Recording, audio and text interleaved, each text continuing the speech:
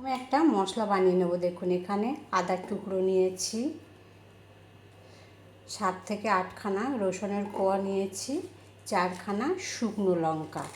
এবারে অল্প একটু জল দিয়ে 5 মিনিট ভিজিয়ে রাখবো, রেখে মশলাটা ভালো করে একটা পেস্ট বানিয়ে নেব। কড়ার মধ্যে আগে থেকে তেল গরম বসিয়ে দিয়েছি। এবার গরম তেলের মধ্যে এই কাঁকড়াগুলো দিয়ে ভেজে নেব।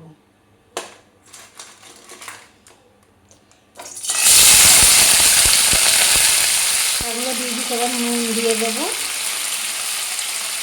হলুদ গুঁড়ো দেবো, দিয়ে কাঁকড়াগুলো খুব ভালো করে ভেজে নিতে হবে। আর এগুলো হচ্ছে সমুদ্রের কাঁকড়া, আর এই কাঁকড়া খেতে দারুণ লাগে, একদম পুরো শ্বাস ভর্তি কাঁকড়ার মধ্যে।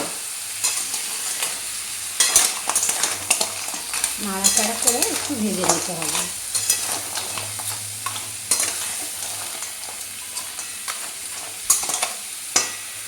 কাঁকড়াগুলো খুব ভালো করে ভাজা হয়ে গেছে। এই দেখুন, এবারে তুলে নেবো সব দিয়ে। অল্প একটু তেল দিয়ে দেবো, দিয়ে আলুগুলো ভেজে নেব। আলুগুলো দিয়ে লাল লাল করে ভেজে নেব।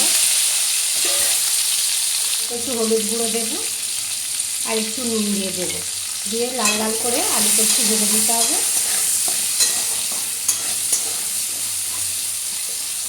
এগুলো লাল লাল করে ভেজে নিয়েছি, এবারে সবগুলো তুলে নেব।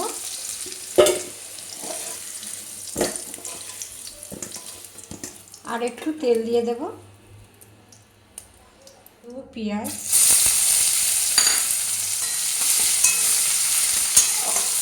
আর ভাজতে ভাজতে দিয়ে দেবো এখানে টমেটো,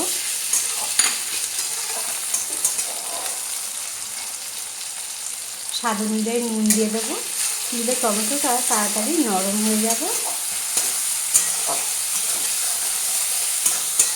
এরপরে দিয়ে দেবো যে মশলাটা বানিয়েছিলাম, সেই মশলাটা দিয়ে দেবো, দিয়ে ভালো করে মশলা কষে নিতে হবে। মশলাটা কষতে কষতে দিয়ে দেবো হলুদ গুঁড়ো, অল্প একটু জিরের গুঁড়ো, একটু ধনের গুঁড়ো,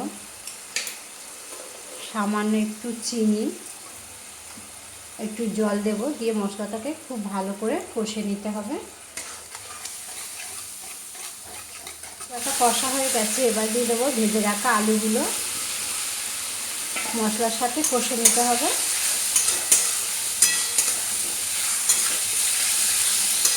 মশলার সাথে খুব ভালো করে কষে নিয়েছি, এবার কাঁকড়াগুলো দিয়ে দেবো, দিয়ে খুব ভালো করে একসাথে কষে নেব।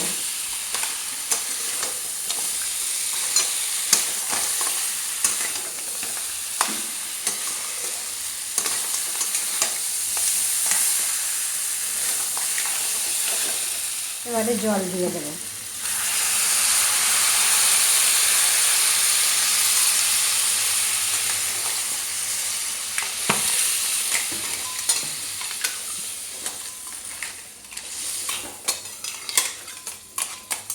10 থেকে 15 মিনিটের জন্য ঢাকা দিয়ে দেবো কম আঁচে। 10 মিনিট পরে ঢাকাটা খুলে দেখব, আর কাঁকড়া তরকারির কালারটাও খুব সুন্দর এসছে। আর এই যে আলুটা কি সুন্দর সিদ্ধ হয়ে গেছে, একদম আলু দিয়ে কাঁকড়া তরকারিটা রেডি হয়ে গেছে। একবার হলেও বাড়িতে বানিয়ে দেখতে পারে। তাহলে আজকের মতন এখানেই শেষ করলাম, আবার দেখা হবে নতুন রেসিপিতে। সবাই ভালো থাকবেন, সুস্থ থাকবেন। গ্যাসটা অফ করে দিয়ে নামিয়ে নেব।